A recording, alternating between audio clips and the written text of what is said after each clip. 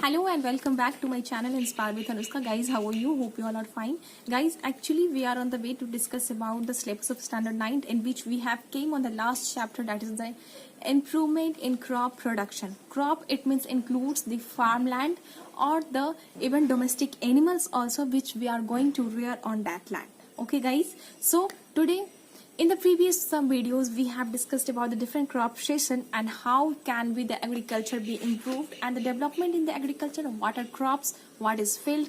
We have discussed all these things. If you don't know this, then please go into the previous video and go through it, and then after we will move forward. And now today we have to discuss about the improvement in the crop yield, यानी कि हम फसल के पैदावार को कैसे बढ़ा सकते हैं।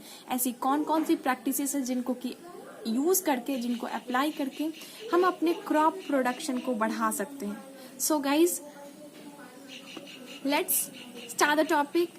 In India, there has been 4-time increase in the production of food grains from the previous 20 years. So, just to achieve all these things, we have nowadays adopting some of the technical methods which are going to be enhance our or the do the improvement in our crop yielding. Okay guys, so however cultivation areas of the land is not been increased, it been decreasing, but then after also we are able to increase the crop yielding. So it's a great matter, it's a very important matter that how have we achieved it. So we have used some of the most proper cultivation practices. We have left the our old fashion, just we have adopted the scientific methods and the new technologies just to increase the crop yield. So guys, the yield of the crops can be increased by adopting the number of improvement practices just from sowing to harvesting. फसल को लगाने से लेकर और उसे काटने तक का जितनी भी प्रैक्टिसेस हम पहले यूज करते थे, उनमें अगर हम थोड़ा सा टेक्नोलॉजी के थ्रू सुधार ला दें या फिर साइंटिफिक तरीके से अगर हम उसी कल्टीवेशन को करें, उसी फार्मलैंड पे एग्रीकल्चरल प्रैक्टिसेस करें, तो फिर हमारा एग्रीकल्चर का जो प्रोडक्शन होगा, जो यील्डिंग कैपेसिटी होगी क्रॉप्स की, वो बहुत ही हद तक इंप्रूव हो जाएंगे। And that is called what, green revolution. जो हम अपने फसल को सुधार करने के लिए उसमें नए नए तकनीकों का उपयोग कर रहे हैं, नए उन्नत किस्म की बीजों का यूज कर रहे हैं, हाइब्रिड क्वालिटी की प्लांट्स यूज कर रहे हैं, तो all these things is going to be do what, it's just going to enhance the yielding capacity of the crops. Okay guys, so the various practices now I'm going to discuss one by one, so that you people can also get it. So I will tell you the point wise all these things, and you, if you want, then you can note it down. Otherwise, if you listen it properly, because it's related to the agriculture and we all are belonging to the some कहीं ना कहीं हम लोग भी agriculture से जुड़े ही हुए हैं। somehow we are also related with all these things because our ancestors are consistently doing all that things. Okay guys, so the first one is the preparation of soil. अगर हमें क्रॉप्स के production को अच्छा करना है, अगर हमें बहुत ज्यादा मात्रा में अपने उसी क्रॉप फील्ड से अच्छी फसल चाहिए, तो हमें क्या करना है, सबसे पहले हमें अपने सॉइल को प्रिपेयर करना है कि हमें कौन सी फसल लगानी है उस अनुसार से। मे बी पिछले क्रॉप्स का जो होगा खरपतवार या फिर उसके जो डेड रिमेनिंग्स है वो बचे हुए हो, हमें उसे प्रॉपरली वहां से रिमूव करना है। अदरवाइज वो डिकम्पोज हो सकते हैं, तो हमें वो प्रैक्टिस भी अपनानी है। नहीं अगर हो सकते हैं तो हम अपने खेतों को ऐसा सॉइल को ऐसे ब्लॉक्स में तोड़ेंगे जिससे कि सॉइल में क्या हो सकता है, थोड़ा थोड़ा एयर जो होता है वो पोर्ट्रेट हो सकता है, ठीक है, पेनिट्रेट हो सकता है, जा सकता है एयर। इसके लिए हम सॉइल को थोड़ा सा लूज करेंगे। ओके, सो इसके लिए हम लोग ट्रैक्टर्स का यूज करते हैं। पिछले जमाना में हम लोग हल का यूज करते थे। सो ट्रैक्टर्स को यूज करने से क्या हो रहा है, हमारे जो टाइम पीरियड है वो बच रहे हैं, और हम लोग ट्रैक्टर की बनिस्बत कहीं ज्यादा अच्छे तरीके से सॉइल को पेनिट्रेट करके उसे एरेटेट कर रहे हैं। Okay guys, so this was the first practice. The second practice is of sowing. हम किस तरह की बीज को लगा रहे हैं, either we are using the hand methods or we are using the technical methods in which we have the different type of machine just to sow the crops. So guys, अगर हम इस प्रैक्टिस पे भी ध्यान दे रहे हैं कि हम किस तरह का फसल किस तरीके से और किस टेक्नोलॉजी को यूज करके लगा रहे हैं, तो नो डाउट हमारे क्रॉप्स की जो यील्डिंग होगी वो बहुत ही अच्छी होगी. Okay guys, so the third practice is the applying of the manures and fertilisers. हमने खेत तैयार कर दिया, हमने फसल को लगा दिया, बीज बो चुकी हूँ मैं. अब हमें क्या करना है, अपने खेतों को अच्छे से मैन्योर और फर्टिलाइजर देना है.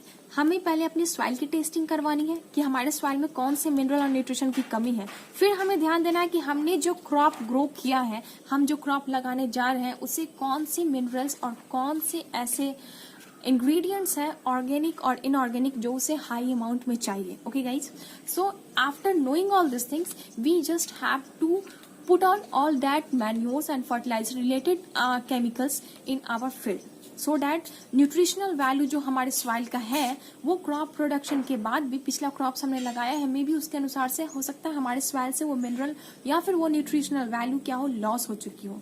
लेकिन हमें उस सॉइल के न्यूट्रिशनल वैल्यू को रीगेन करना है. तो रीगेन करने के लिए बस just we have the one practice, either we have to put on the manures और we have to put on the fertilisers. So manure और फर्टिलाइजर्स के बारे में आपको बहुत कुछ जानना है इस चैप्टर में. हम लोग एक अलग से वीडियो ही बनाएंगे मैन्योर्स और फर्टिलाइजर्स को लेके कि हमें आइदर मैन्योर्स क्या होते हैं, फर्टिलाइजर्स क्या होते हैं, दोनों में डिफरेंस क्या है, दोनों में से कौन इनऑर्गेनिक होते हैं और कौन ऑर्गेनिक होते हैं हमारे अपने क्रॉप फील्ड में. इन सब चीजों को कैसे पुट ऑन किया जाए, सॉइल्स को कैसे दिया जाए ताकि ये बेनिफिशियल हो. We are going to discuss all this things about in a new video. So keep watching and keep waiting for that. So guys, हम लोगों ने अभी तक 3 प्रैक्टिसेस देखी जिसमें हमने देखा कि हम पहले सॉइल को प्रिपेयर कर रहे हैं, उसके बाद सोइंग को देखा हम लोगों ने, फिर हम लोगों ने देखा कि हम अपने क्रॉप्स को अच्छी पैदावार के लिए, अपने सॉइल की फर्टिलिटी को बनाए रखने के लिए हम लोगों ने क्रॉप्स को क्या किया, मैन्योर्स एंड फर्टिलाइजर्स प्रोवाइड किया है. Now the fourth one is the irrigation. For getting the proper quality of the food grains we must have to adopt a proper channel or the proper method just for the irrigation. So guys, applying of manure and fertilizer is the previous point which we have discussed, and we must have to proper channelize the irrigation facility in our field. This is the topic which we are now discussing, जिसमें कि हम लोगों को अपने खेतों को ऐसे channelise, हम अपने क्रॉप्स को एकदम डायरेक्टली इरिगेट कर रहे हैं या फिर एक चैनल के थ्रू कर रहे हैं, किस तरह से हमें उसे करना है, कौन से क्रॉप्स लगा रहे हैं, इस पर डिपेंड करता है. तो इन सब चीजों को ध्यान रखते हुए अगर हम अपने फसल को उगाते हैं तो हमें बहुत ही अच्छी पैदावार मिलेगी और बहुत अच्छी क्वालिटी की high yielding variety of seeds का प्रयोग अगर हम कर रहे हैं अपने खेतों में तो नो डाउट हमें इम्प्रूव्ड क्रॉप मिल सकता है. Now the fifth one is the weed control. Proper channel कर दिया हम लोगों ने इरिगेट करने के लिए, खेतों में मैन्योर डाला, फर्टिलाइजर्स डाला. अब हमें क्या करना है कि वीड्स जो हमारे इंपॉर्टेंट फसल को, जिनको हम लोगों ने लगाया है, जिस इंटेंशन से लगाया है, उसके अलावा अगर कोई भी हमारे क्रॉप प्लांट के अलावा कोई भी दूसरा प्लांट अगर उस फील्ड में आ रहा है तो वो भी तो उस प्लांट की न्यूट्रिशन वैल्यू को यूज कर रहा है, वो भी तो हमारे वाटर को एब्जॉर्ब कर रहा है, वही न्यूट्रिशन एब्जॉर्ब कर रहा है. सो हमें क्या करना है, पहले हमें अपने खेतों को बचाना है कि हमारे खेत में वीड्स नहीं उगे. वीड्स यानी अनवांटेड प्लांट, ऐसे अनवांटेड प्लांट जो कि हमारे क्रॉप्स के साथ ग्रो होते हैं. खेतों में जो फसल हम लगाते हैं उसके साथ साथ कई अन्य प्लांट्स भी उगते हैं, बट हमें उन प्लांट्स को रुकने से रोकना है. अगर वो ग्रो कर रहे हैं तो वो भी तो वो न्यूट्रिशन सॉइल से एब्जॉर्ब कर रहे हैं. मे बी हमारे क्रॉप प्लांट्स के लिए वो न्यूट्रिशन कम पड़ जाए या फिर जो न्यूट्रिशन उन्हें चाहिए वो उन्हें नहीं मिले. तो इन सब के लिए हमें क्या करना है, वीड्स को रिमूव करना है. तो हमारे आज के जमाने में बहुत सारे वीडसाइड्स आ चुके हैं. अदरवाइज हम पहले खुरपीस का प्रयोग करते थे. बहुत सारी ऐसी प्रैक्टिसेस हैं जो एंशिएंट टाइम से हम यूज करते आए हैं, तो उसके थ्रू भी हम वीड्स को रिमूव कर सकते हैं. हैंड से कर सकते हैं, बाय मैनुअली कर सकते हैं, लोग अपने हाथों से उखाड़ते हैं. So manually we also can remove all this weeds. So the next point is the crop protection. हमने क्रॉप में सब कुछ दे दिया, क्रॉप से वीड्स को भी हटा दिया. अब हमें क्रॉप्स को, जो अनवांटेड एनिमल्स हैं जो हमारे फील्ड्स को नुकसान पहुंचा सकते हैं, या तो हमारा फसल अब निकलने वाला है, मे बी बर्ड्स आके उसे खा जा रहे हैं, या फिर जो भी डोमेस्टिक एनिमल्स है किसी के, अगर हमने फील्ड्स में फेंसिंग नहीं की है, अगर किसी टाइप का प्रोटेक्शन का तरीका हमने नहीं अपनाया, तो क्या हो सकते हैं, जो भी बाहरी जानवर हैं वो आके हमारे फसल को बर्बाद कर सकते हैं, उसे खा सकते हैं। तो हमें अपने प्रोडक्शन को बढ़ाना है तो हमें इन सब चीज़ों से अपने खेतों को क्या होना बचाना पड़ेगा। सो हमें प्रोटेक्ट करने के लिए अपने फील्ड्स को फेंसिंग करना चाहिए, या फिर हमने ट्रेडिशनली देखा था एक मैन होता है जिसमें हम लोग सर लगाते हैं घड़े का और फिर different types of colourful clothes पहना देते हैं ताकि बर्ड्स उसे देख के डरे ताकि क्रॉप फील्ड में कोई है, एंड इवन वाइल्ड एनिमल्स भी उसे देख के डर के भाग जाए। तो हम लोग ये प्रैक्टिस अपना सकते हैं just to protect the crop field. Okay, the next one is the harvesting, threshing and winnowing. अगर हम मैनुअली करते हैं इन सब चीज़ों को तो ये बहुत ही टाइम टेकिंग प्रोसेस है।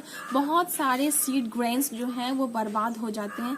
तो सीड ग्रेन्स बर्बाद नहीं हो, हमारा टाइम बचे, इसके लिए हम लोग हार्वेस्टिंग के लिए, थ्रेसिंग के लिए या फिर विनोइंग के लिए हम इन तीनों पर्पसेस के लिए अब एक टेक्नोलॉजिकल चीज़ यूज़ कर सकते हैं। टेक्नोलॉजिकल मशीन्स बहुत सारे हमारे मार्केट में अवेलेबल है। अगर हम अपने क्रॉप को ग्रो कर रहे हैं और प्रॉपर साइंटिफिक तरीके से अगर ग्रो करें तो एक छोटे से क्रॉप फील्ड से भी हमें सालाना साल भर का अनाज मिल सकता है। सो गाइस, हमने यही प्रैक्टिसेस अपनाई है जिसके कारण कि हमने प्रीवियस 20 सालों में अपने फसल को 4 गुना बढ़ाया है। वो भी तब जब हमारा क्रॉप फील्ड ग्रो करने का जो प्लांटिंग एरिया है वो घट रहा है दिन प्रतिदिन, और इसके बावजूद भी हम लोगों ने क्या किया है, अपनी गुणवत्ता जो फसल की थी उसे बढ़ाया है। सो बहुत बड़ी बात है ये। इसे अचीव करने के लिए हम लोगों ने बहुत सारी प्रैक्टिसेस को अपनाया है। उसमें एक और भी है जो है पॉइंट स्टोरेज का, कि हम फसल उगा लिए, उसे हार्वेस्ट कर लिए, सोइंग हो गया, विनोइंग हो गया, हमने फसल उगाया भी, अच्छे से हुआ भी, हम लोगों ने क्रॉप्स कट भी किए। So all this things happened, सब कुछ हो चुका है। बट अब हमारे पास जो है फसल हमारे साल भर के खपत से ज्यादा है। अगर हमारे पास साल भर की खपत के लिए भी है तो हम 2 महीने स्टोर कर सकते हैं, नॉर्मली 3 महीने स्टोर कर सकते हैं, बट उसे हम परमानेंटली स्टोर करके नहीं रख सकते हैं। तो स्टोरेज फैसिलिटी भी हमें सुधारनी होगी। वी हैव कोल्ड स्टोरेज, और एक favourable I think 14 degree Celsius का टेम्परेचर होता है जहाँ पे कि गोडाउन्स में फेवरेबल क्लाइमेटिक कंडीशन प्रिपेयर किया जाता है ताकि हम वहाँ पे अपने प्लांट्स को स्टोर करके रख सकें। सो अगर हम प्लांट्स को स्टोरेज अच्छी तरह से करते हैं तो साल भर ही नहीं गाइस, हम उसका इवन प्रॉपर अगर रख रखाव करते हैं तो हम अपनी फ्यूचर जनरेशन के लिए भी उसे बचा कर रख सकते हैं। क्योंकि हम लोगों ने अभी तक बफर स्टॉक के बारे में भी इस चैप्टर में हमें पढ़ना है, ताकि हम यूज जो कर रहे हैं उससे अपने आने वाले दिनों में अगर कोई डिजास्टर आता है, कोई आपदा आती है, इसी तरह की कोई अगर बुरे कंडीशंस आते हैं जिसमें हमें हो सकता है सूखा का सामना करना पड़े, हो सकता है फ्लड हो, तो इन सब सिचुएशन के लिए जिस समय क्रॉप नहीं उग पाए हमारे फील्ड में जिस साल, उस साल के लिए हमारे पास फसल बचा रहे हैं। तो ये सब प्रॉपर मैनेजमेंट पे डिपेंड करता है ताकि हमारे पास एक अच्छी सी स्टोरेज फैसिलिटी हो गाइस। सो हमें स्टोरेज पे भी ध्यान देना है, तभी हम क्रॉप यील्ड्स को, क्रॉप फसल की पैदावार को बढ़ा सकते हैं। ओके गाइस, सो हम अब सब कुछ कर चुके हैं। हमें अब बीजों का अच्छे से रखरखाव करना है ताकि हम प्रॉपरली अगले नेक्स्ट सेशन में जब भी हम उसको ग्रो करें वो अच्छी फसल के रूप में तैयार हो। सो हम हो सकता है उसमें जेनेटिकली कुछ मॉडिफिकेशन करें, उसको कुछ मॉडिफाई करें ताकि, और उसे हाइब्रिड तरीके से तैयार करें ताकि वो बीज जो है वो एक अच्छी फसल दे सके। ओके, हम रोटेशनल ऑफ क्रॉप भी कर सकते हैं, मिक्स्ड क्रॉपिंग भी अपना सकते हैं, या फिर एक फार्म लैंड में मल्टीपल क्रॉपिंग भी कर सकते हैं। तो आप जानते हैं कि रोटेशन ऑफ क्रॉपिंग मतलब एक खेत में एक बार हमने किसी और फसल को लगाया, नेक्स्ट टाइम हम 6 मंथ के लिए किसी और फसल को लगा रहे हैं। तो इस तरह से अगर हम कंसिस्टेंटली अपने क्रॉप फील्ड को यूज कर रहे हैं तो it is known as what, crop rotation. Mixed cropping क्या होता है, जब हम एक ही खेत में एक साथ बहुत सारे फसलों को उगा रहे हैं, जैसे हमने आलू भी रोपा है, हमारे पास मूली भी है, मक्के को भी लगाया हमने, तो बहुत सारी डिफरेंट वेराइटीज अगर हम एक ही खेत में एक बार अगर लगा रहे हैं, अगर 2 से 4 सब्जियां या फिर फल हम एक गार्डन में लगा रहे हैं तो फिर ये क्या कहलाएगी, ये मिक्स्ड क्रॉपिंग कहलाती है। सेकंड है मल्टीपल क्रॉपिंग। मल्टीपल क्रॉपिंग में भी है, मिक्स्ड क्रॉपिंग में था हम एक साथ 2 चीजों को उगा रहे हैं, ठीक, जैसे मक्का है, आलू है, या फिर आलू है और मूली है, तो इस तरह से। बट मल्टीपल में हम एक साथ बहुत सारी चीजों को करते हैं, एक साथ ही हम एक ही फील्ड से बहुत सारे चीज चाहते हैं। तो गाइस, ये सारा चीज था हमारे आज के, कि हम कैसे अपने क्रॉप्स की क्वालिटी को इम्प्रूव कर सकते हैं, कैसे अपना फूड ग्रेन और सारी चीजों को हम मैनेज कर सकते हैं और इम्प्रूव कर सकते हैं। So guys we just have to do what, हमने 3 बहुत ही इंपॉर्टेंट चीजों के बारे में पढ़ा, जिसमें है कि हम अपनी फसल की गुणवत्ता में सुधार करें, बीजों की गुणवत्ता में सुधार करें, यानी कि हम या तो उसे जेनेटिकली मॉडिफाई कर सकते हैं, we can use the hybrid quality. दूसरा हम लोगों ने देखा कि हमें क्रॉप की प्रोडक्शन को बढ़ाना है। प्रोडक्शन मीन्स कि हमें फसल की पैदावार को बढ़ाना है। उसके लिए हमें जो भी टेक्निक, साइंटिफिक टेक्निक्स यूज करनी है, क्रॉप के ग्रो होने से मतलब उसे बीज को लगाने से लेके हार्वेस्ट होने तक का हम वो सारे प्रैक्टिसेस को अपनाएंगे। Okay guys. और तीसरा जो हम लोगों ने मेन इंपॉर्टेंट देखा है, वो क्रॉप लगाया, सब कुछ किया, क्रॉप उग भी गया, बट अगर हम उसे प्रोटेक्ट नहीं करते हैं, अगर वाइल्ड एनिमल्स और बर्ड्स उसे स्पॉइल कर देते हैं, तो एक बार स्पॉइल होने के बाद वो प्लांट दोबारा कैपेबल नहीं होता है just to grow the crops.